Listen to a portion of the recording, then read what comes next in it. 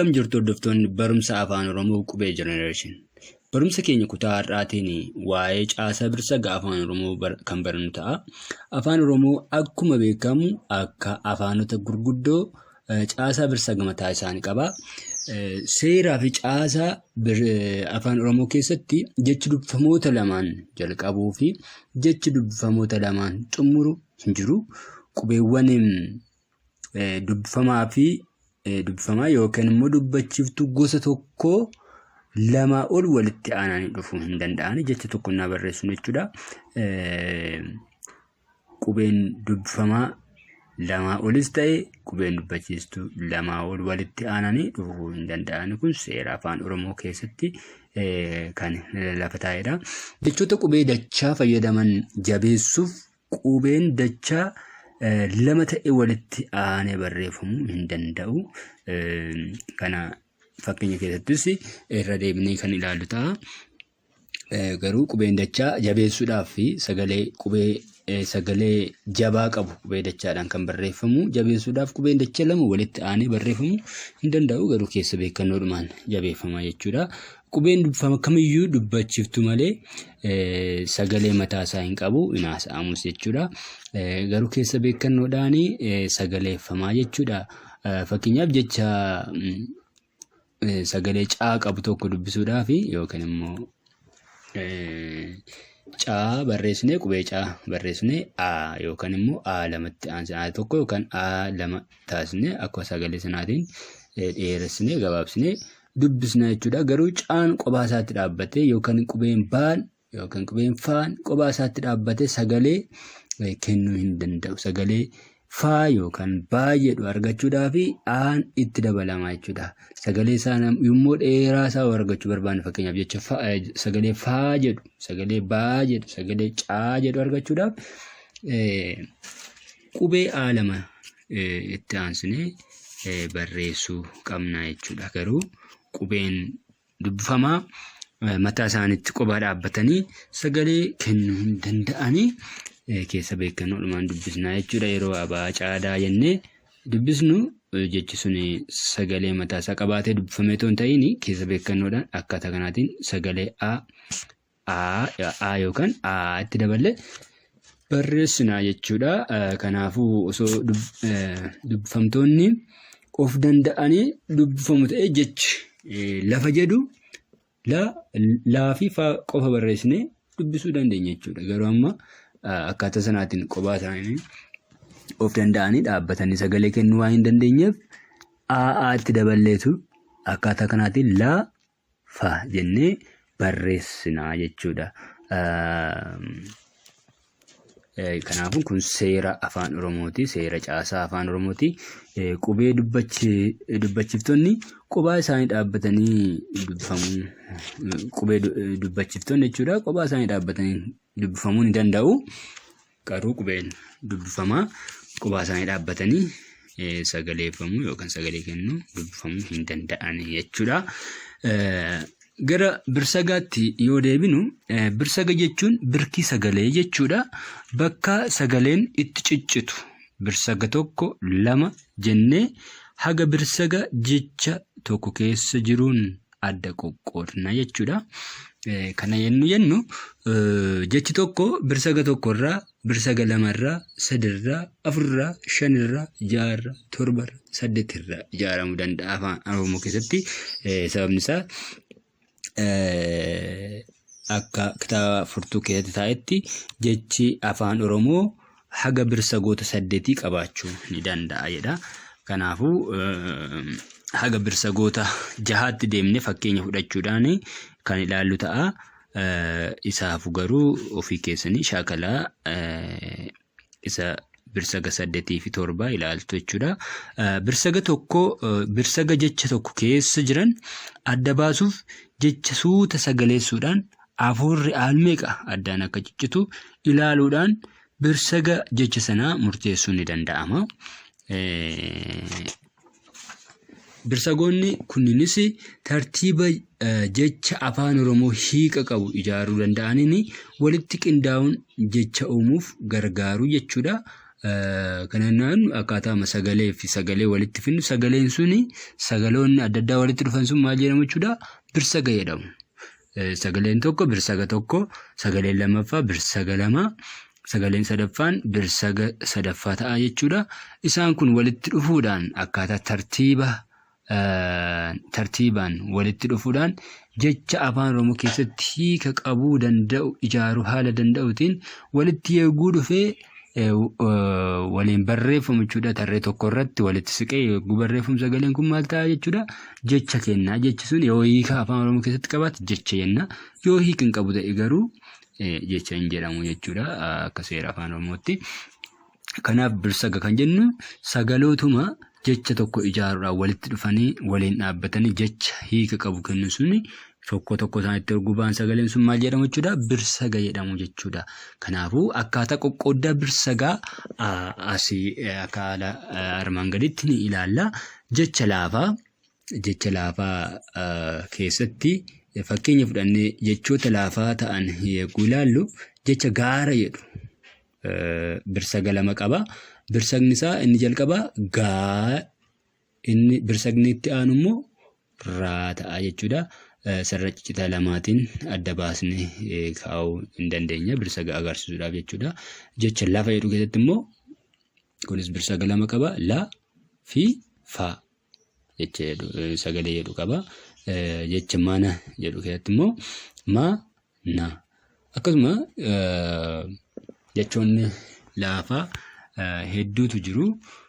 Fakkeenyaaf gabaabaa kan jedhus fudhannee yoo kan ilaallu ta'e kun birsagoota meeqa qaba jechuudha? Birsaga 3 qaba. Birsaga gaa jedhuu fi baa jedhu baan dheeraa jechuudha. Ammas baa jedha jechuudha. Kun birsaga 3 qaba. Birsagoota 4, 5 akkaataa kanaatiin kan ilaallu ta'a. Kun jecha laafaa keessattidha. Haala kanaatiin eeguu kaa'amu. Jecha jabaa keessatti immoo haala addaatiin inni kan birsaga qoqqoodnu.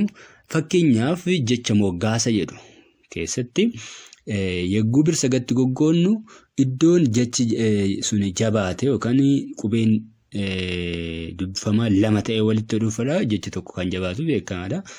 Jecha sana iddoo qubeen dubbifamaa lama ta'e walitti aanu qubee dubbifamaati tokko gamatti baasuudhaan qubee tokko immoo gamatti hambisuudhaan sagalee lamatti qoodna jechuudha. Fakkeenyaaf moggaasa kan jedhu keessatti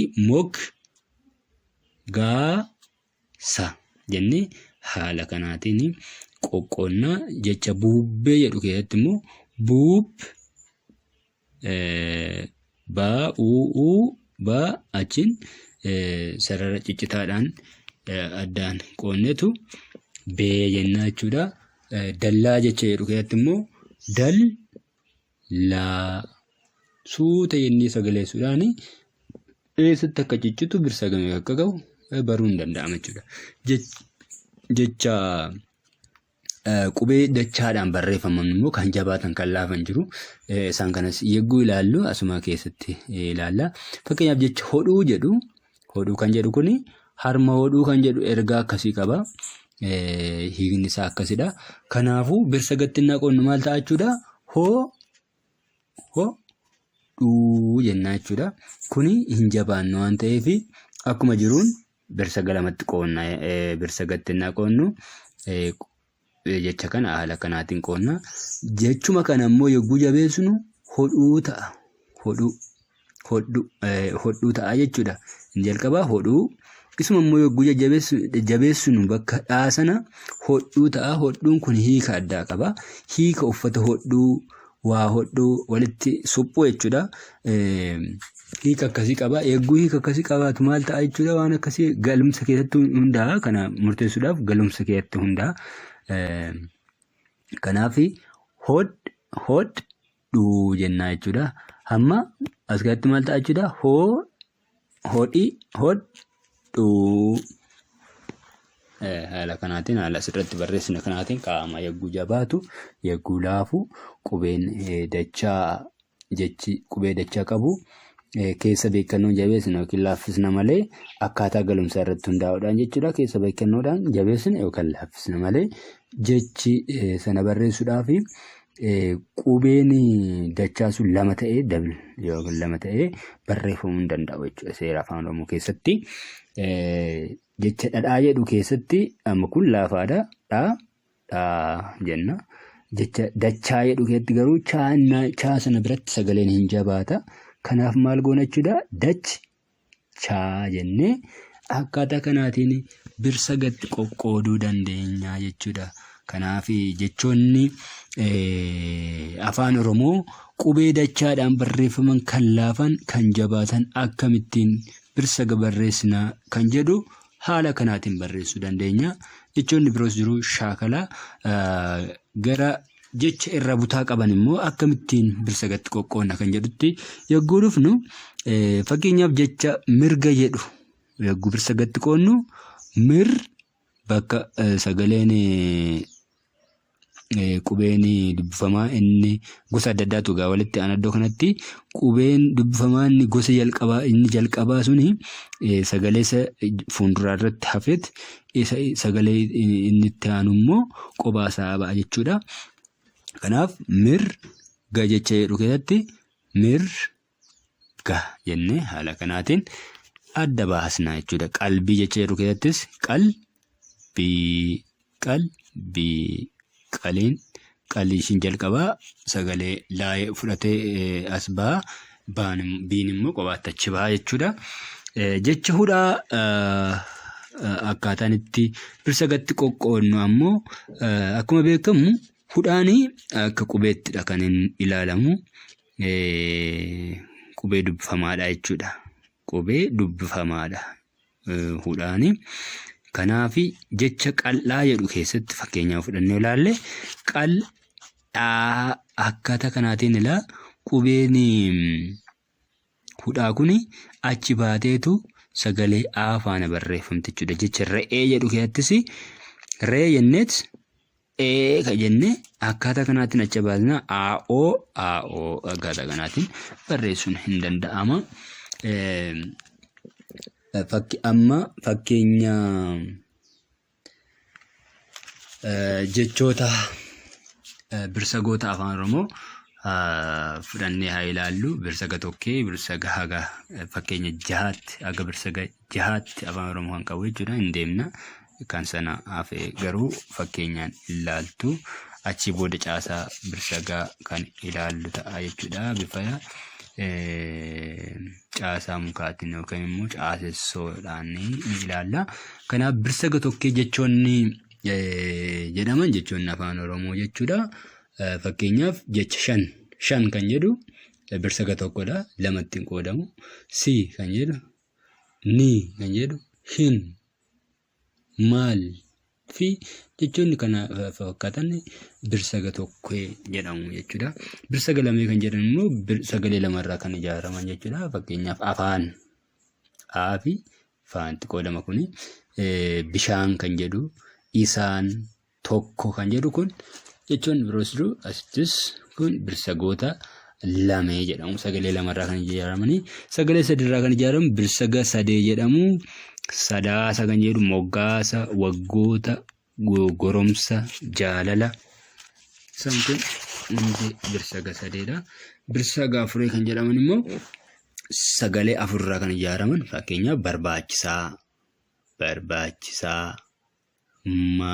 malaammaluu garraamummaa fi jechoonni kana fakkaatan sagalee afurraa ijaaraman birsaga afree jedhamu. Shanii irraa yoo ijaaraman immoo birsaga shanii jedhamu. Isaan kunis fakkeenyaaf ilaalle garaagarummaa, malaammaltummaa, xawalwaallummaa fi jechoonni biroo birsaga shan qaban birsaga shanii jedhamu. Birsaga jee kan jedhaman immoo ayyallaallaltummaa, gaggaragaltoota, gara dhabeeyyiiwwan, gara jabeenyummaa. Isaan kun birsagoota jaheeti. Birsaga torbee fi saddeetii shaakalaa garuu afaan Oromoo haga birsaga saddeetii qabaedha. Kitaabonni tokko garuu baay'inaan siniin quunnaman birsaga 7 fi 8 kana baay'inaan hin argamanii. Darbee siniin quunnamuu danda'a. Shaakalaati irra qaqqaba. Qaamolee birsagaa afaan Oromoo yeroo ilaallu mata duree kana ilaalla amma. Caasaan birsaga tokko qaamolee lamatti qoodama. Caasaan birsaga tokko jechuudha. Qaamolee lamatti qoodama. Isaan kunis kamiif kamitti qoodama jechuudha? Ka'umsaa fi giddugaleessatti qoodama. Caasaan birsagaa. Giddugaleessi ammoo bakka lamatti qoodamannis deebi'ee isaanis utubaa fi cuftuutti qoodamu jechuudha. Walumaa galatti caasaan birsaga afaan Oromoo qaamolee gurguddaa saditti qoodama. Isaanis ka'umsa, utubaa, cuftuu jechuudha. Walumaa galatti kanatti qoodama. Bakka lamatti qoodama jenne, giddugaleessi bakka lamatti qoodama. Ka'umsi durayyuu jira. Walitti bakka saditti qoodama jechuudha. Isaan kana fakkeenyaan ilaalla. Ka'umsa jechuun maal jechuudha? Ka'umsa jechuun dubbifamaa yookaan dubbachiiftuu jalqaba birsagaa irratti argamu jechuudha. Fakkeenyaaf jecha tokko ijaaruudhaa fi dubbifamaa yookaan dubbachiiftuudhaan jalqabaa. Inni jalqaba irratti argamu, qubeen jalqaba irratti argamu sun maal jedhama? Ka'umsa jedhama jechuudha. Fakkeenyaaf jecha mana jedhu keessatti maafinaan birsaga keessatti maal ta'u jechuudha? Baafinaan ka'umsa jedhamu jechuudha. Qubeen baafinaan jechuudha. Otoo hin dabalatiin qubeen baafinaan sun ka'umsa jedhamu. Utubaa kan jedhamu immoo utubaan birsaga keessatti dubbachiiftuudha. Qalbeeffadhaa. Utubaan dubbachiiftuudha birsaga keessatti. Jecha laga jedhu keessatti fakkeenyaaf utubaan aadha. Qubeen dubbachiiftuu as keessa jiru qubee aadha jechuudha birsaga kana keessatti utubaan yookiin qubeen dubbachiiftuun inni qofadha.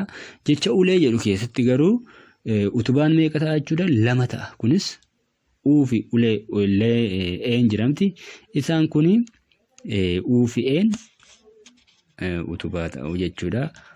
Jechi qubee dubbachiiftuu garaagaraa irraa ijaaramu akkaataa sanaatiin qubee dubbachiiftuu sana lakkoofne utubaa meeqa akka qabu adda baasuu hin dandeenya jechuudha.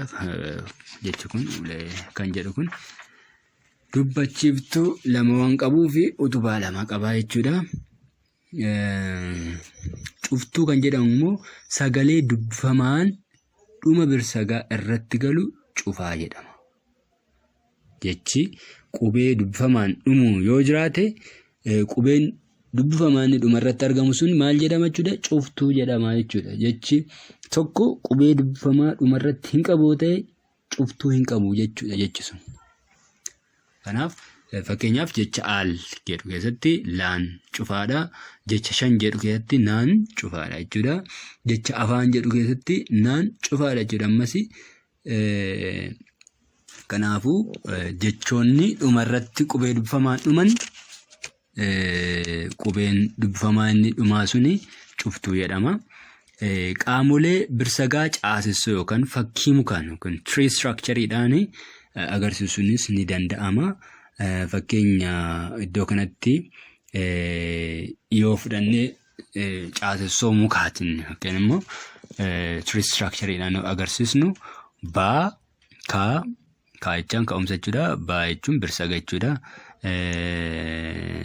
Gaagaanii giddugaleessa jechuudha. Giddugaleessi bakka meeqatti qoodama jennee? Bakka 2tti qoodama jennee innis utubaa fi cuftuutti qoodama jennee. Kanaafuu uu jechuun asitti utubaa jechuudha. Caa jechuun immoo cufaa jechuudha.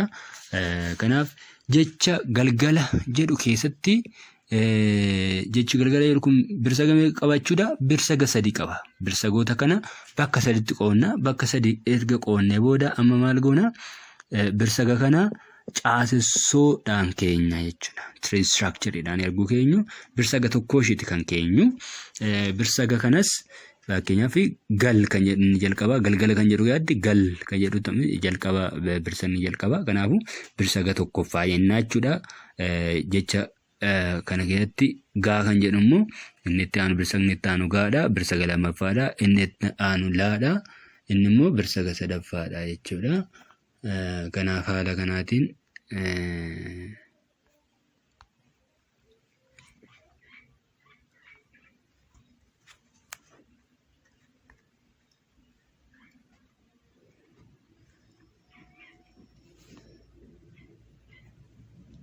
haala kanaatiin birsaga keenya yeroo caasessinu birsaga tokko, lama, sadii jennee birsagni sadii waan qabu birsaga sadiitti qoodna. Kana birsaga sadanuu qophaa qophaatti erga qoodne booda maal goona jechuudha? Caasessoo kanaan keenya jechuudha. Fakkeenyaaf jecha kana keessa gal kan jedhu birsaga jalqabaati. Kuni birsaga tokkoffaa ta'a jechuudha. Tokkoffaa irratti waan argamuu fi gaa kan jedhu ka'umsadha. Giddu galeessi immoo bakka lamatti qoodamanne irra giddu galeessi keenya maal ta'a jechuudha? Utubaan aadha, a tokko qofaadha jechuudha. Cufaan immoo laa ta'a jechuudha. Birsaga lammaffaa keessatti gaa kan jedhudha birsagichi. Gaan kuni ka'umsisaa gaadha, utubaan a ta'a. Giddu galeessa kana irratti jechuudha cufaa hin qabu jechuudha jechuudha. Kuni birsagni sadaffaa laadha. Laa keessatti ni jalqabaa yookaan qubeen jalqabaa laadha. Inni akka ka'umsaatti utubaan immoo aadha. Ammas cufaa hin qabu jechuudha. Kunis jecha ilmaan jedhu kun birsaga lama qabaa. Birsaga tokkoffaa irratti il kan jedhudha. In ka'umsadha. Utubaa hin qabu jechi kun birsagni kana keessatti sagaleen kun utubaa hin qabu, laan cufaa ta'a jechuudha. Maan kan jedhu kun garuu hunda qaba. Asirratti yoo ilaalle maan ka'umsa ta'a. Giddu galeessatti yeroo dhufne garuu utubaan lama ta'a. Aan lama waan ta'eef utubaan lama ta'a. Utubaan kun jechuun qubee dubbachiftuu wal fakkaataa ta'etu lama ta'a. Achi naan immoo cufaa ta'a jechuudha. Gaarummaa jecha jedhu kun birsaga sadii qaba. Birsagni jalqabaa gaa kan jedhu gaa dheeraadha. Gaan ka'umsa ta'a. Giddu galeessatti utubaan lama ta'a. Lama jechuudha. Cuftuun immoo hin jiru. Birsaga lammaffaa irratti yoo dhufne rum kan jedhudha. Rum kan jedhu kun raan ka'umsa ta'a. Utubaan uu ta'a. Utubaan uu ta'a jechuudha. Cufaan immoo maa ta'a. Birsagni sadaffaa maa kan jedhu maa dheeraadha. Ka'umsi isaa maa ta'a. Utubaan lamadha. Utubaan lama jechuudha. Akkaataa kanaatiin adda baasnee ilaalla. Cuftuu hin qabu jechuudha kuni. Kanaafuu birsagni afaan Oromoo haala kanaatiin caaseffamuu ni danda'a jechuudha. Structureedhaani. Kanaaf waa'ee birsagaa asumarratti kan goolamnu ta'a. Barumsa keenya kutaa biraatiin haga wal arginutti nagaan nu turaa. Suur-sagalee kana yoo isinitti tole subscribe godhaa. Namoota biroofis hiraa like godhaa. Namoota biroo akka qaqqabu namoonni biroos akka irraa baratan akka nu bira dhaabbattan asumaan sin gaafannaa. Haga barumsa itti aanutti wal arginutti nagaa Waaqayyo isin haa baay'atu.